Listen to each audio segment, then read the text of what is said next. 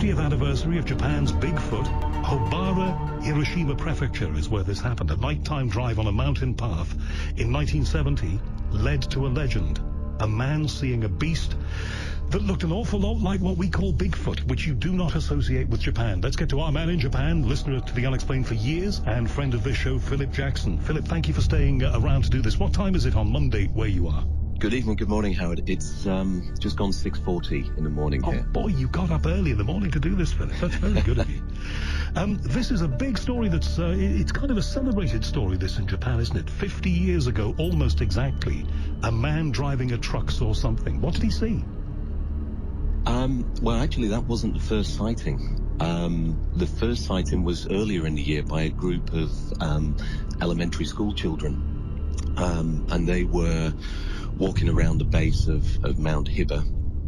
And suddenly from the woods came this, what they described as an ape-like creature, which obviously scared them. And the description of it was not so close to Bigfoot. It was much smaller, maybe only about 1.5 meters. But they described it as ape-like and dark reddish to black hair.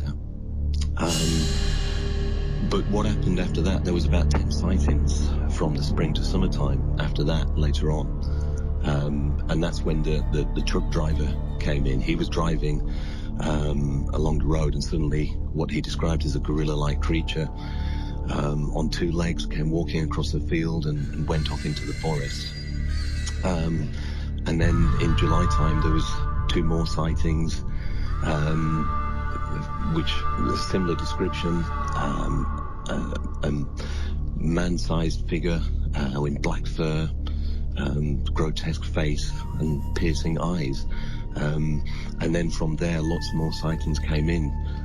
It got to the point really where they had to set up the local authority had to set up a department to deal with the sightings that were coming in. And they had all the children going to school started getting school escorts because they were afraid of what was out there. Boy, it was that serious, and we never really got to hear about that up here. So in Japan, is Bigfoot a thing now in this day and age? Not really. Whereas in America, Bigfoot has appeared in a number of different locations, and there's so many sightings. This one was only in one specific place.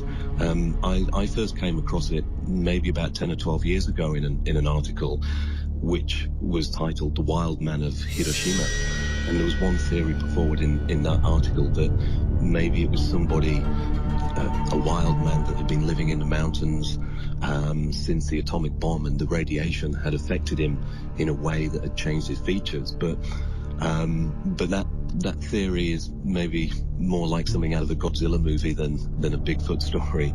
Boy, we're never going to. And also the sightings. Also the sightings were mainly within a sort of a 4-year period, 1970 to about 1974. And actually in 1972, because there were so many sightings coming out, Kobe University actually put a team together to investigate, to go and find any evidence. But unfortunately, they found nothing in their investigation. So 50 years on, Phillip, in Kyoto, it remains an enigma. Hey, listen, Phillip, thank you for getting up early to do this. You know that we'll talk again soon, and thank you so much. Give my love to Japan. One day, I may get to see it and ride that bullet train, and maybe meet you for a Japanese beer or whatever you like. Thank you very much, Phillip. Phillip Jackson in Kyoto, Japan, our friend here. This is the Unexplained News Hour. Phillip Jackson in Kyoto, Japan, has been in touch with some more details about Japan's Bigfoot. We were talking about the ones in Pennsylvania when we crossed to Marienville in Pennsylvania just before. Spoke to 4 people. Phillip Jackson in Kyoto is online to us now. Phillip, thank you for doing this. We don't have a ton of time, but you were very keen to tell me some details about, is it Hibagon or Hibagon? It's the Hibagon. It's based at Mount Hiba, and that's where it gets its name, the Japanese Bigfoot. And as you already said, we spoke about it last year. There was a lot of sightings of the Hibagon, especially between 1970 and 74, and they suddenly stopped in 1982. And a lot of those sightings described a creature very similar, but a bit smaller than the US Bigfoot. But I think with the 50th anniversary last year of the first sightings of the Hibagon, a number of media outlets, they picked up on that, and in turn quite a few stories and pieces of information that had been forgotten since 1982 have resurfaced. So for example, there was an official document from the local authority at the time which listed details of sightings between 1970 and 74. But what was really interesting about that was that the document, the listings that related to the footprints that were found, there were different sizes in some cases. So that kind of led to two ideas on. Well, that was one idea that came up. You know, one idea that maybe there was more than one Hibagon living on Mount Hiba. But probably the most I don't know what your word, shocking, surprising, or interesting part was that I'd missed this, but in 2015, one of the major TV companies, Fuji TV, they aired a show in which one of the segments of the program covered the Hibagon. They went to the area, they spoke to relatives of past witnesses, because obviously this is 50 years ago. They went to sighting locations, and they also spoke with the now aging clerk, the local authority, whose job it was to take down details of the reports in the 70s. But what they didn't expect was that when the crew was getting ready to leave, one of the locals told them there was actually no surprise that the sightings had suddenly stopped in 1982, as some farmers had actually found a body of what they believed to be the Hibagon, and they buried it.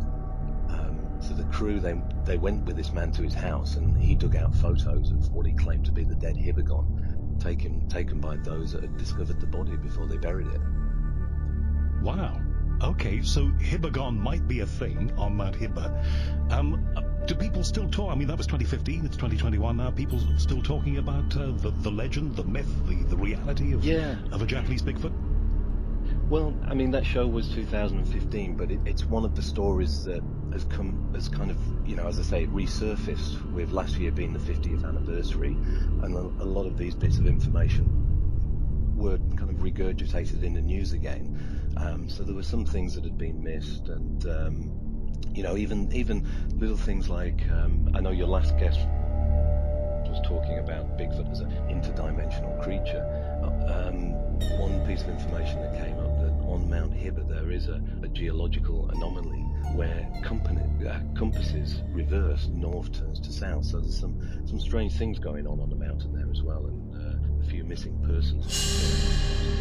Those are all the sorts of things that are connected with reports of Bigfoot-style creatures everywhere from South Africa to the Yeti to North America and South and Central America. So fascinating. I guess you're going to be following this. I know that you are very much into the writing. Are you writing anything at the moment about Japanese ghosts, etc.? Well, I've been the series of books.